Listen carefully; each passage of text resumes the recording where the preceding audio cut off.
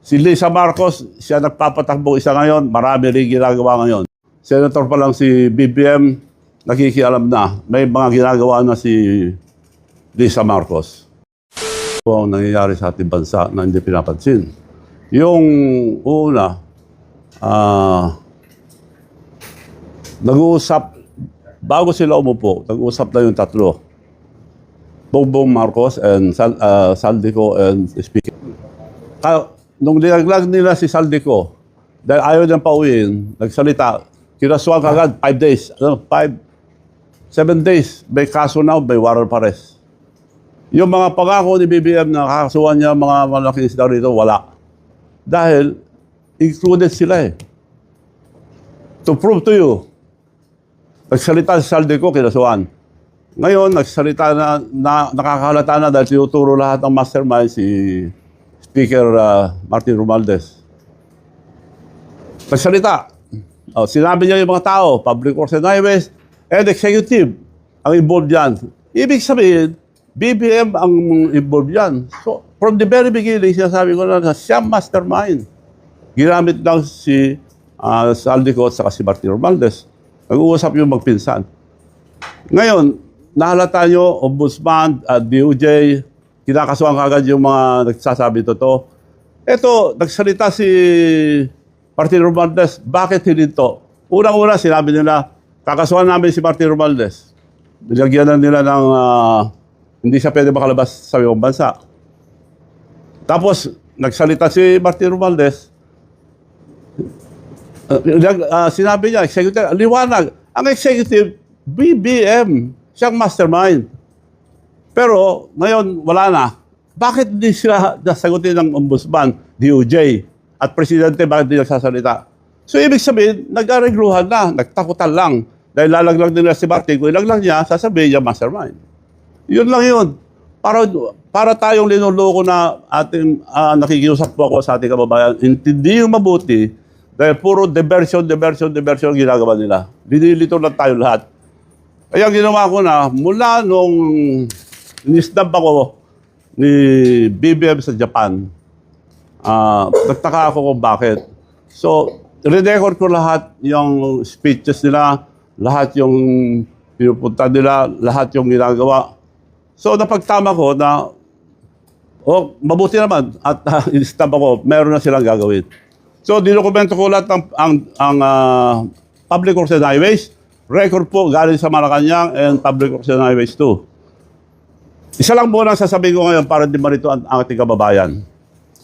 Di ba sabi niya noon, 2024, I built 5,500 flood control. Palakpakan ng tao, Congress. Nung dumating bagyo, nabaha tayo. Sabi niya, binintangan niya ang kalikasan at mga taong bayan, hindi marunong magtapon ng basura. Yun ang nagbara. Paano magbabara ang basura sa buong Pilipinas? So, before 2025 sona, nag-press con si BBM sa isang media na sinasabi nila na mabay si BBM, gusto niya makipag-reconcile kay Duterte, ayaw kong kaaway, maraming kong kaaway, gusto ko kaibigan. Tapos, mayroon media na naglaglag na grabe na ang nakawan sa ating bansa. Mga porsyento ng mga congressman, porsyento ng mga senador, grabe.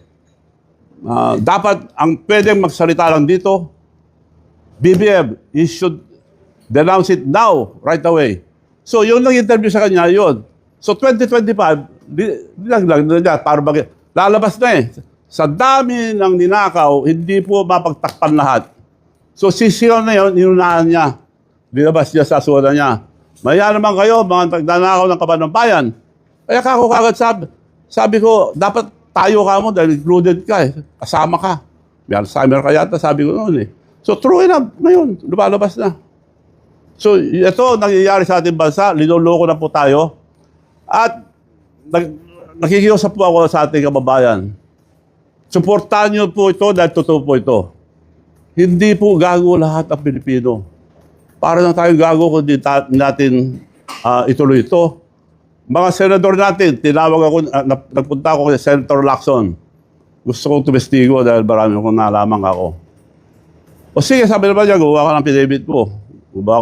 At isubmit mo sa April 7, 14 nalabas ka na.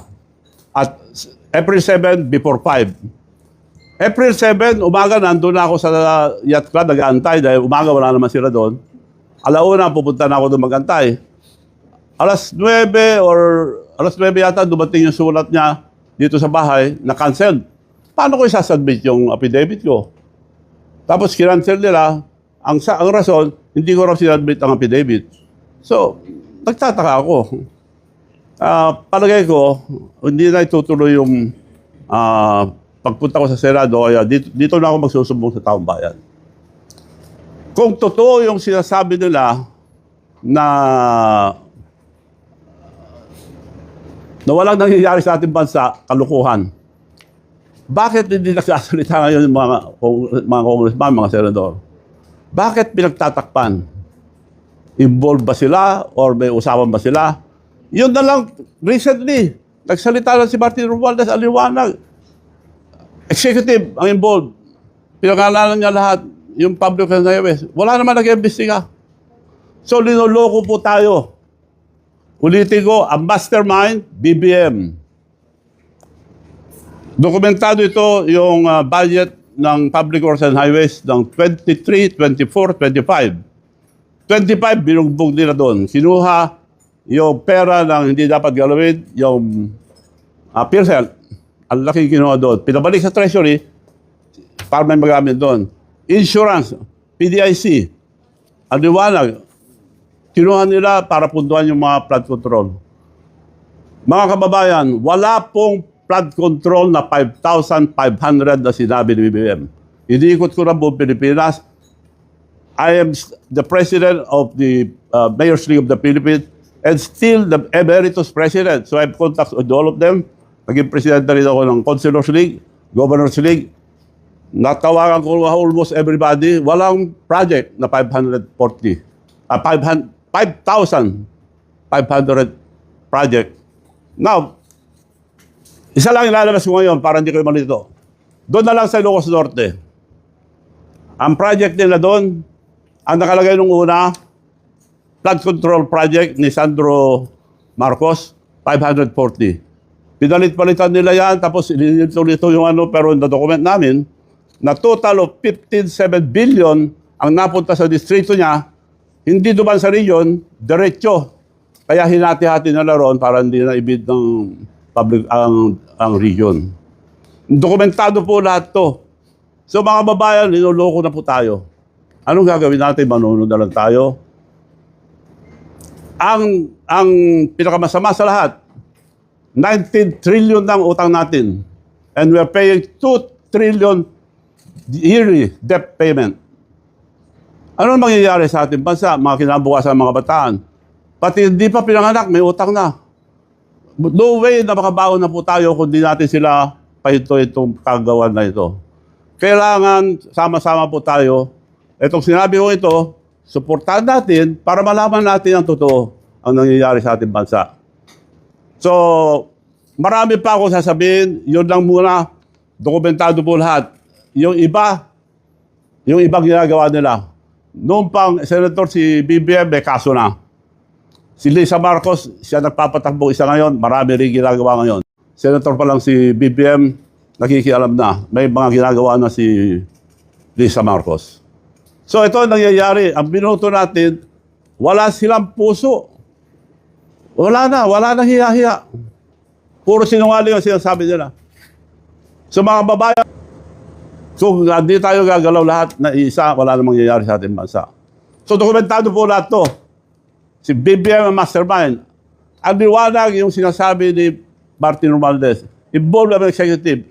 Sino executive? Marcos, BBM. So siya po ang mastermind. Ni-recruit lang na sa ko para gawin yung mga flood control, lahat ng flood control lang po ito. Yung mga ibang departamento, ang dami po. O wag na tayo mawala sa flood control. Marami pa yung mga iba. Puro nakawan po. Yun lang po masabi ko ngayon para di man ito ang ating kababayan. Sa susunod, mas marami po. So, if you have any question, para masagot ko.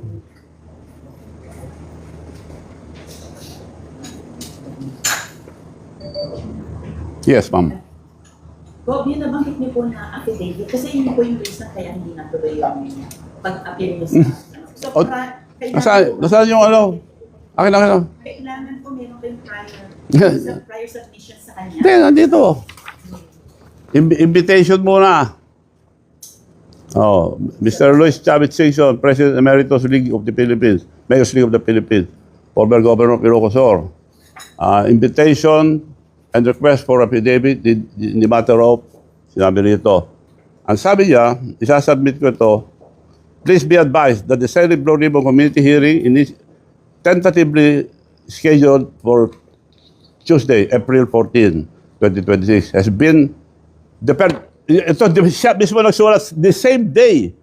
Yung unang sulat niya, ito yung unang sulat. Governor Chavez Singson, greeting. Pursuant to the above captioned subject matter and your request to testify on flood control anomalies, dated 16th of March 2026, we respectfully request your honor to submit on or before 5 p.m. of April 7.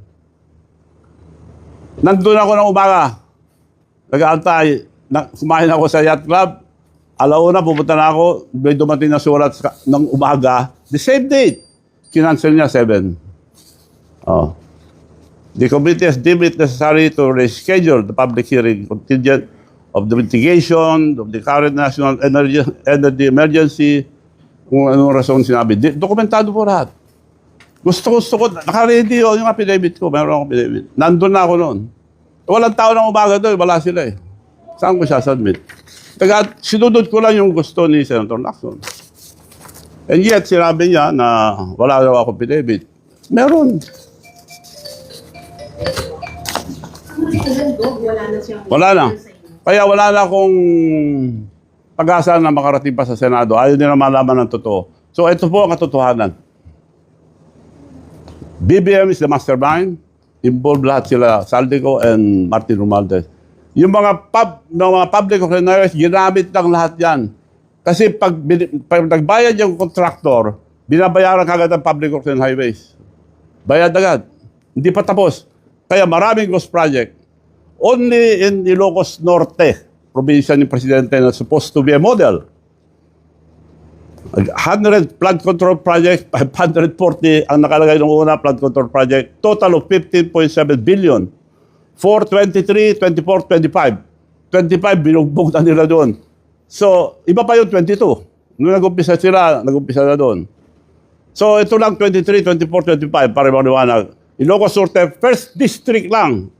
Office of the Department of Public Highways, diretso sa first district local para wala nang bidding.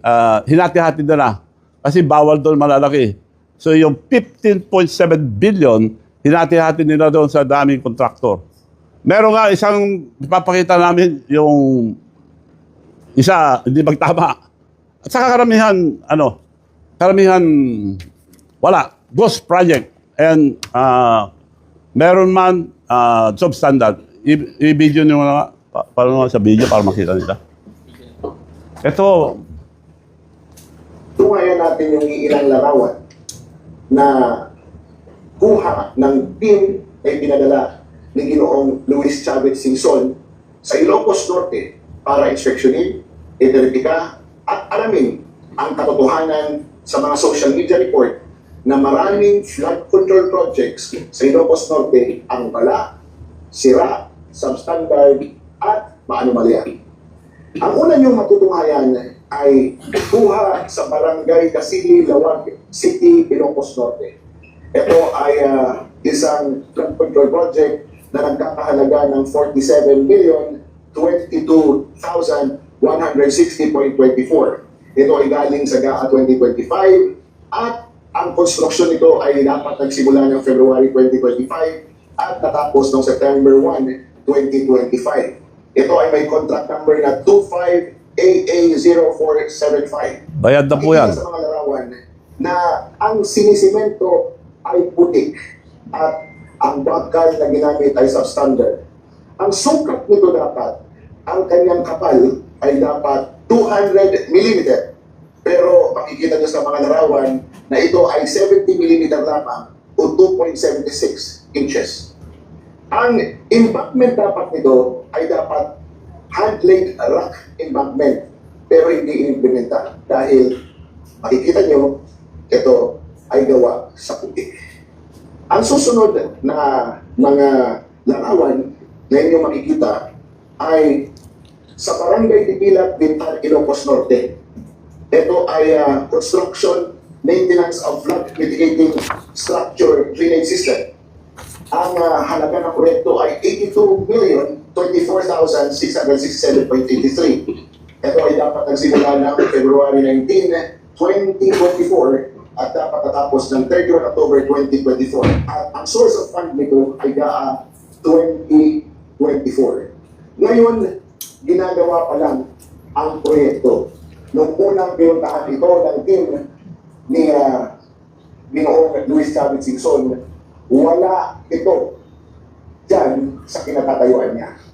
Ibig sabihin, yung 2024 na project, ngayon pa lang ginagawa.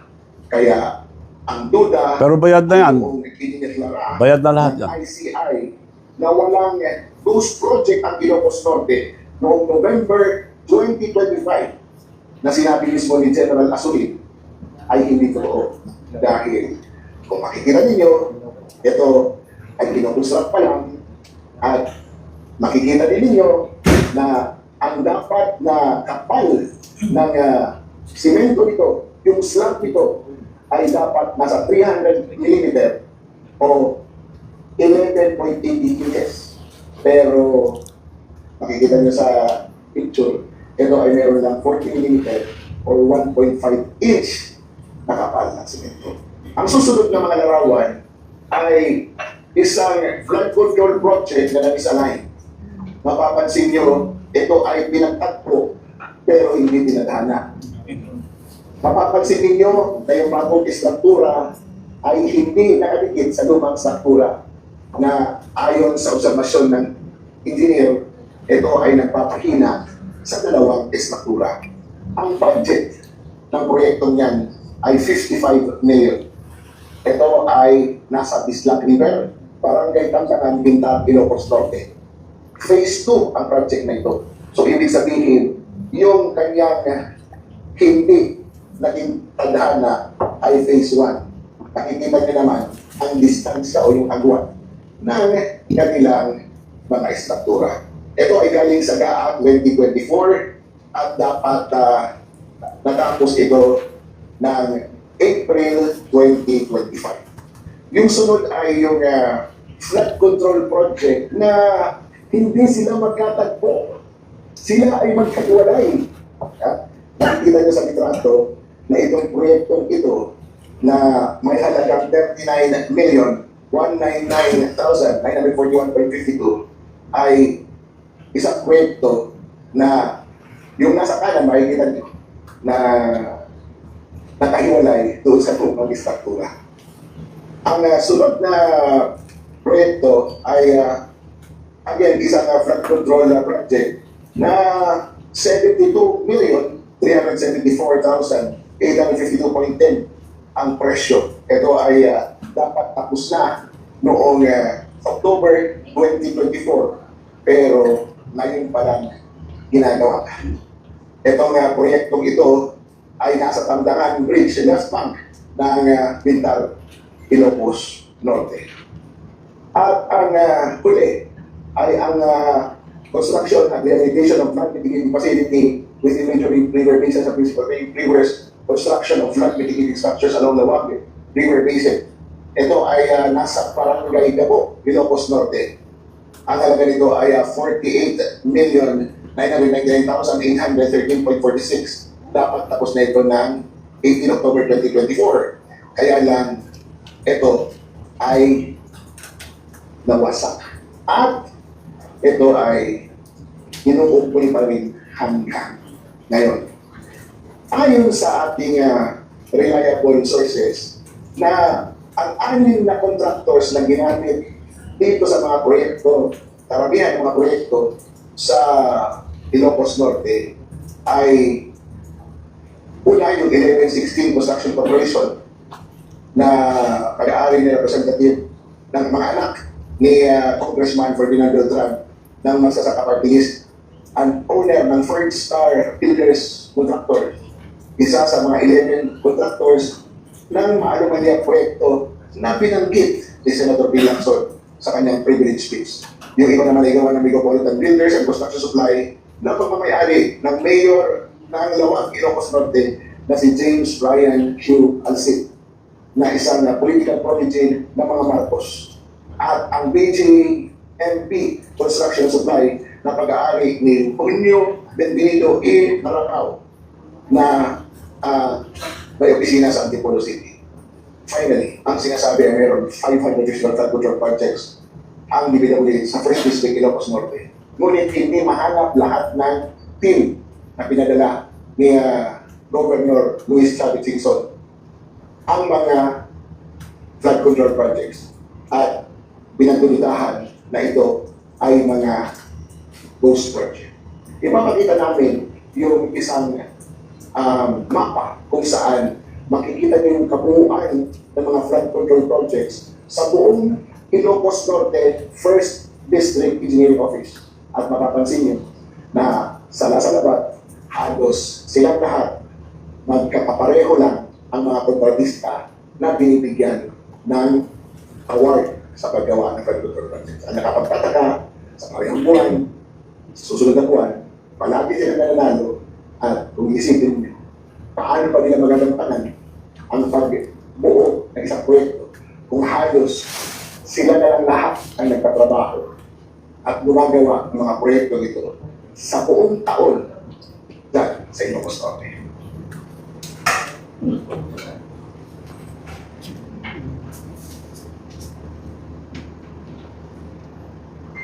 Yun pong mga project doon, sa district lang binibid, para inaayos nilang bidding doon. So, hindi na dumadaan sa region, diretso. 15.7 billion, 23, 24, 25, pero about 22 doon. Nung bago upo sila. Kukunti lang yon. Pero nakakapagtaka rin, kaya sila kapag-generate ng maraming pundo, mali-maleta, bawat contractor na kuha, nagbabayad ng 25%. At binabayaran kagad.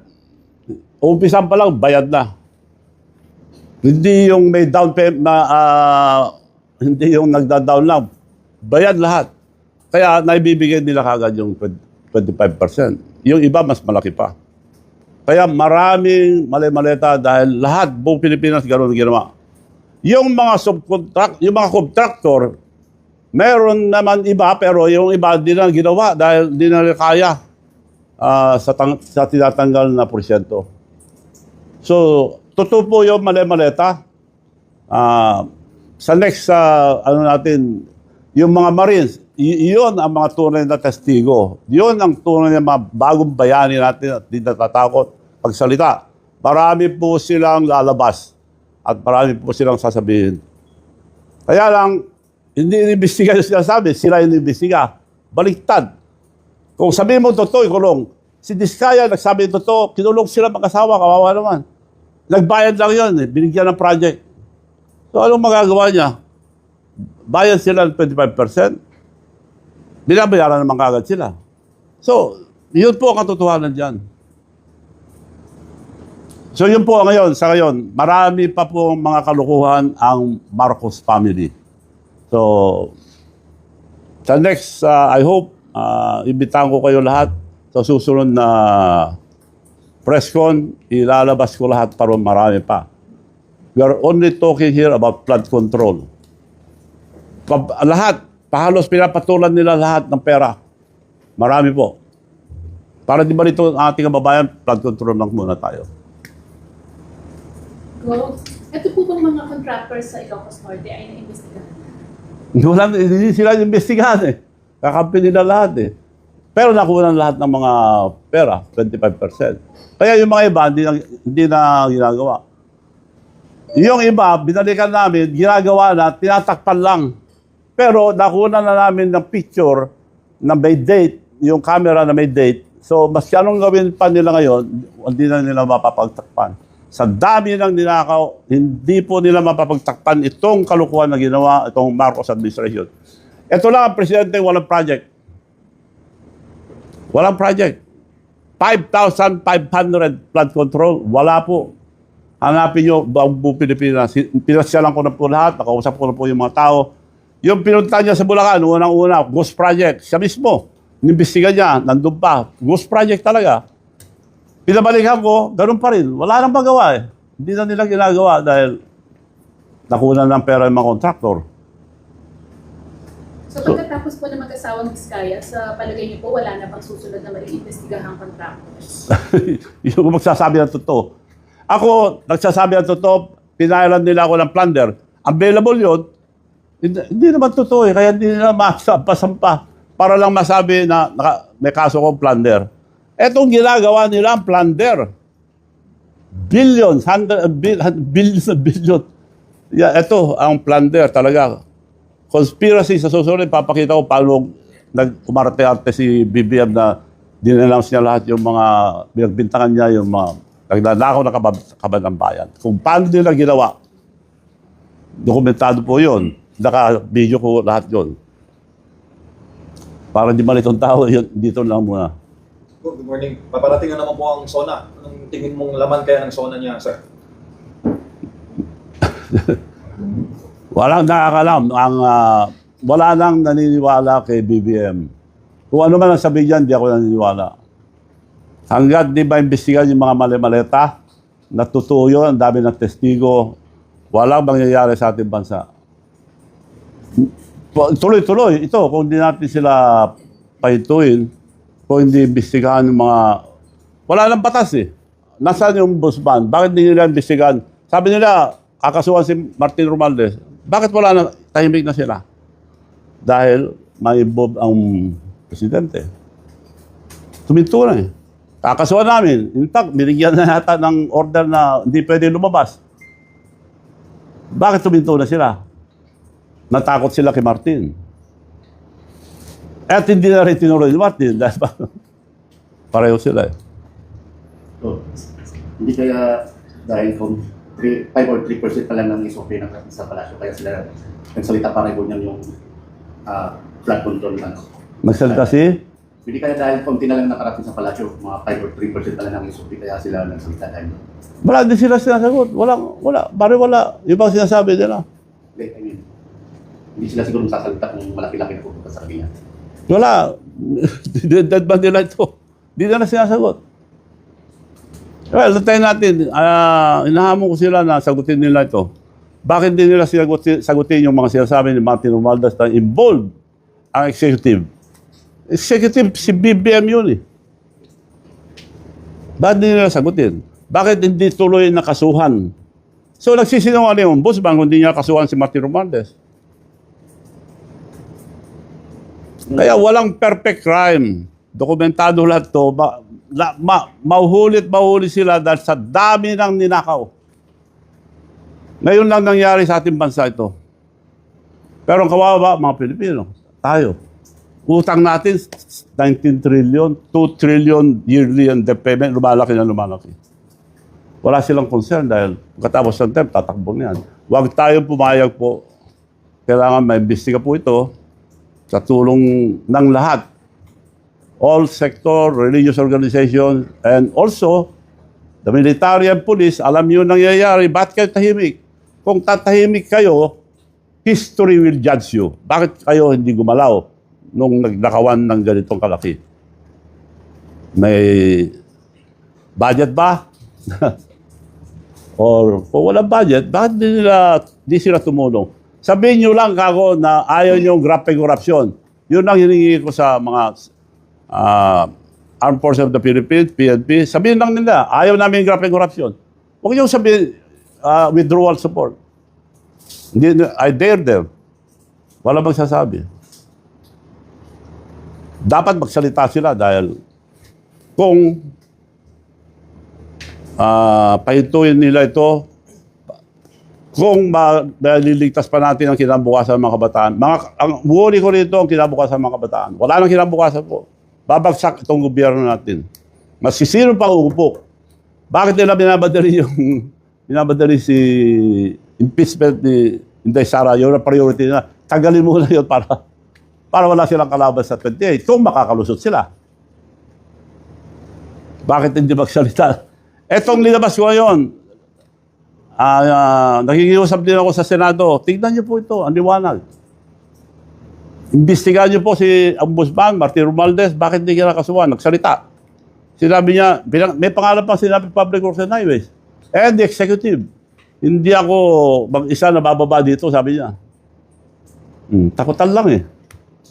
Natakot si Marcos, natakot ang Ombudsman, hindi na kinasuhan. Kung totoo, kasuhan nila. Bakit sila tahimik?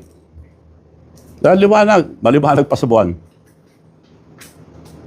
So mga kababayan, nakikiusap po ako, suportahan natin po itong mga sinabi ko para mapahinto lahat tong graft and corruption. Di po, walang hinto ito. Flood control lang ito, ibang department, mas marami pa. Sir, ano pong aasahan namin ng mga susunod na hakbang po nito? Well, kung di sila imbestiga, marami pa ako ilalabas. Pero hindi mo na, para hindi mawala ang issue ngayon, flood control. Wala na akong pag-asa mapunta sa Senate eh. Dahil kinancel nila, wala nang notice. So ayaw nilang malaman ang katotohanan. Kaya sa taong bayan na ako nagsusumbong.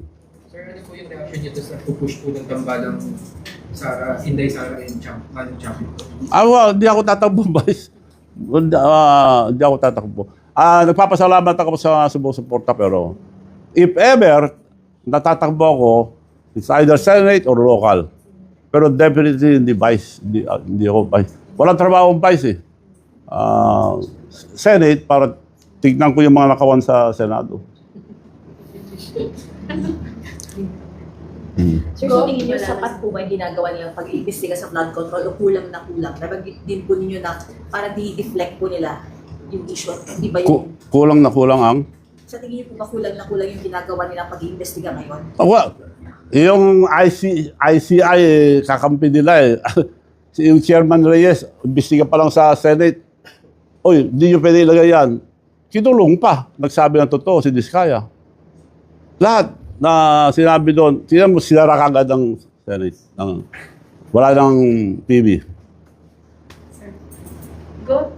Kung isang Chavit Singson ay nabigyan ng pagkakataon na mag-witness sa Senado, palagay niyo na ilang contractor o ilan ang mga pwedeng makulong sa dami ng mga anomalyang pwede niyo ibunyag? Well, sinasabi ko na, hindi magagawa ang contractor yan kung hindi gawa ang Malacanang. The government cannot solve this because the government is the problem.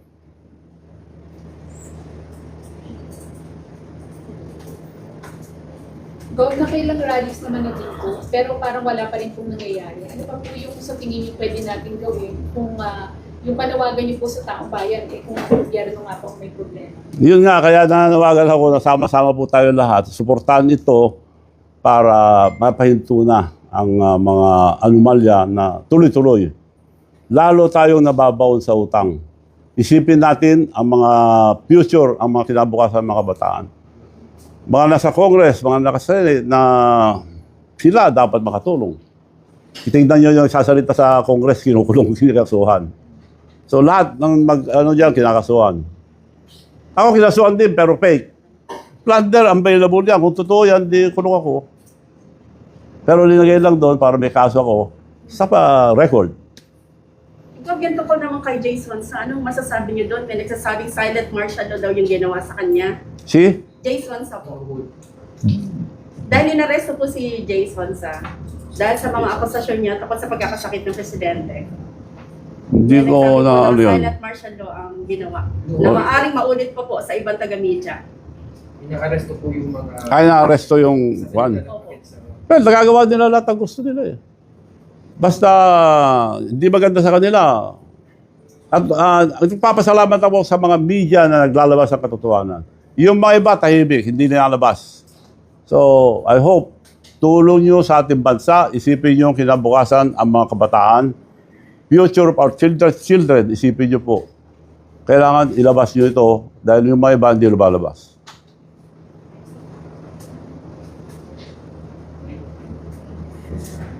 So, Doc, may nakikita pa nga po kayong pag-asa na ma-resolve pa natin itong flood control or matatapos na lang po ang term ni Pangulong Bongbong na Matapos to kung sama-sama tayo lahat. Kung magising ang kababayan natin Pilipino, gising. Magising po kayo dahil linuloko na lang po tayo itong gobyerno ito. Yun na lang, hamon ko. Kasuhan nila si Martin Romualdez, nagsalita ng ombudsman eh. We will file a case. O, di ba ebidensya sila? Bakit hindi tinuloy? Si Martin Romualdez, bakit hindi niya tinuloy? Executive, Bongbong Marcos na yun. Nagkaregluhan na. Ang kung hindi sila tutuloy, hindi totoo na itong gobyerno ito. Puro perang, marami pa akong alam na pera na pinagkakaperahan nila. So, sa susunod po, mas marami po. Rob, nung sinabi ni PBBM na nahuli na si Saldico, naniwala ba kayo sa kanya? Hindi ba nahuli?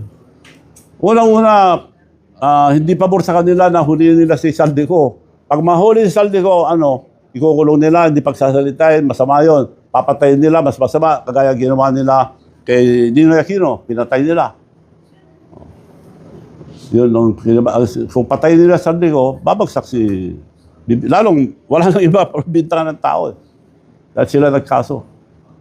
Hindi gagalaw ang DOJ, hindi gagalaw ang Busbang, walang pagtulot ang presidente. Now, sa paglabas ni Martin, yun, tingnan natin kung sincere ang Busbang, kasuhan nila. Hindi sila nagsasabi ng totoo, hindi sila kakasuhan. Madali naman nila kasuhan magsisino eh.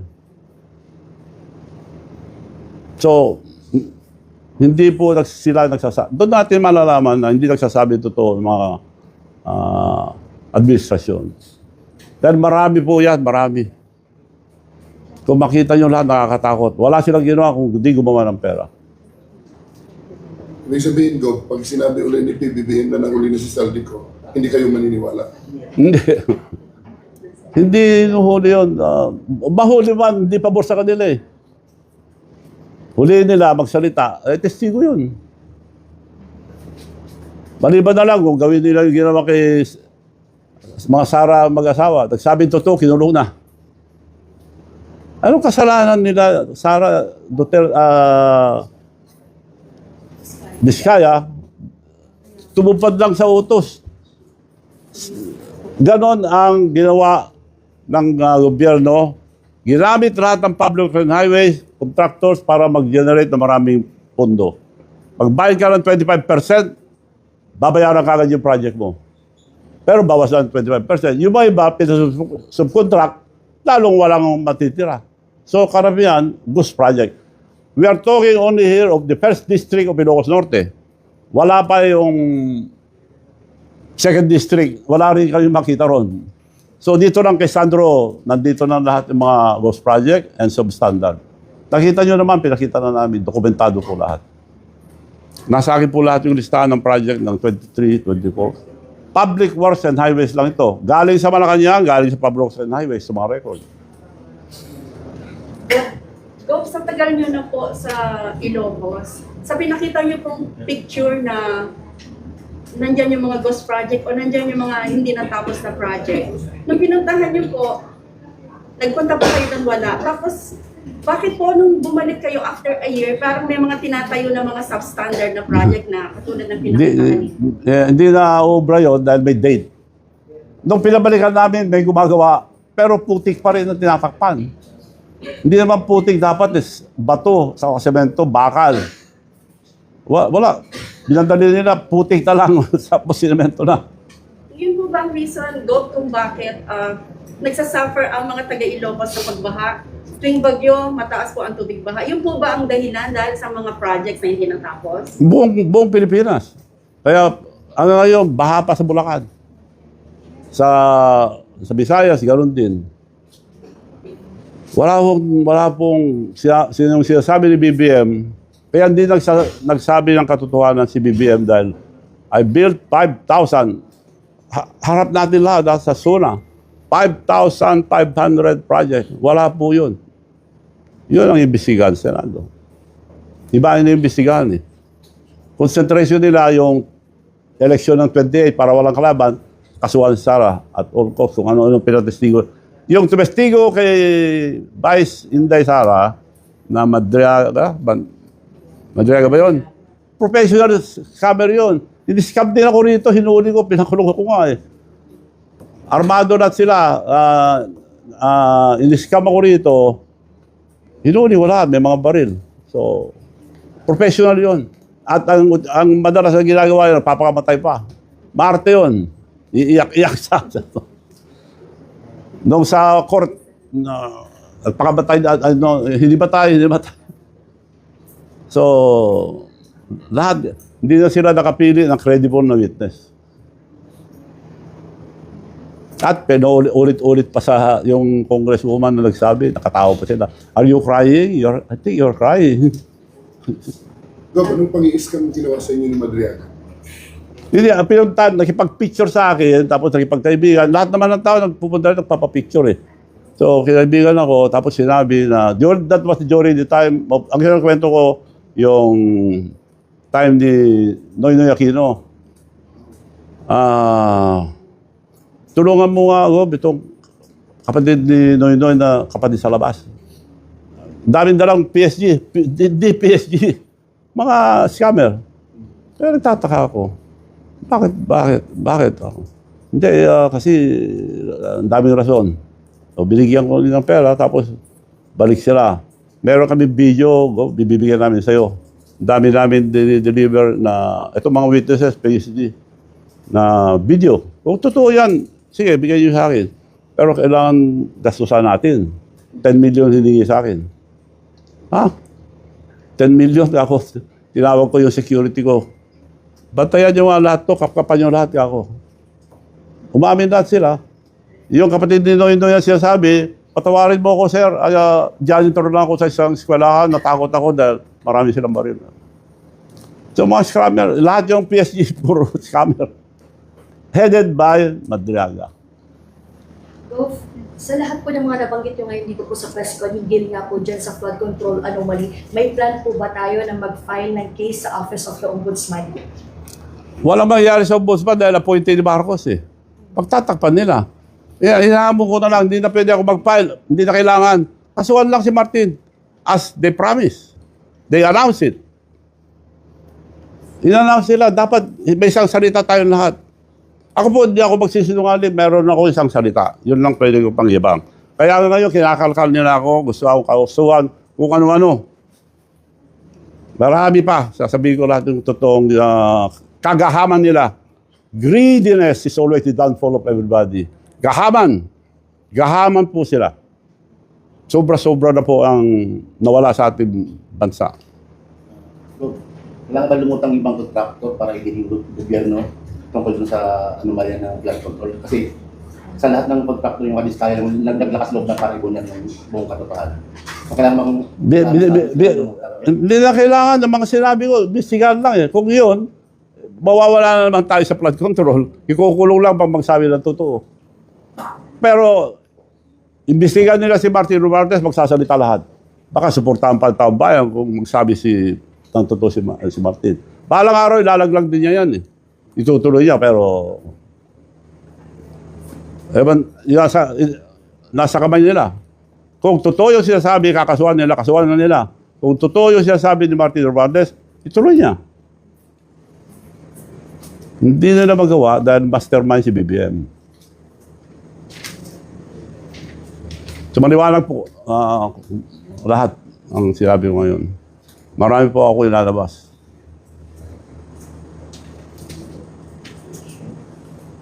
Wala na po. Maraming salamat po sa inyo lahat. I hope na lumabas ito.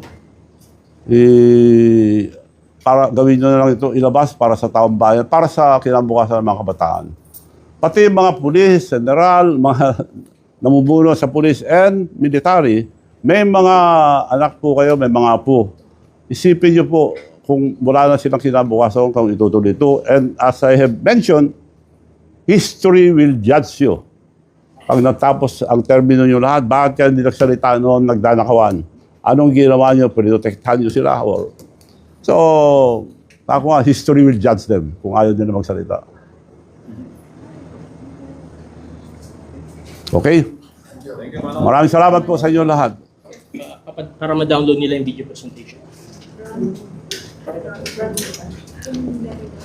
I-scan nyo po kung gusto nyo ma-download yan. I-scan nyo lang to. Nasa inyo na lahat yan. Pati po yung letter nila action nandiyan na rin po. Nandiyan na po lahat. Pati yung letter, nandiyan na rin. Nakikiusap po ako, sana po ilabas nyo lahat. BBM Mastermind, kasuhan si Martin Romualdez as mentioned by the Ombudsman, kung totoo silang nagsasalita. Kung hindi gagawin niya, wala silang isang salita.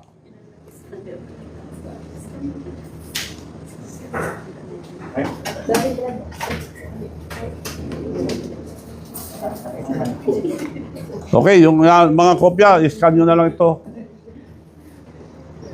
QR code.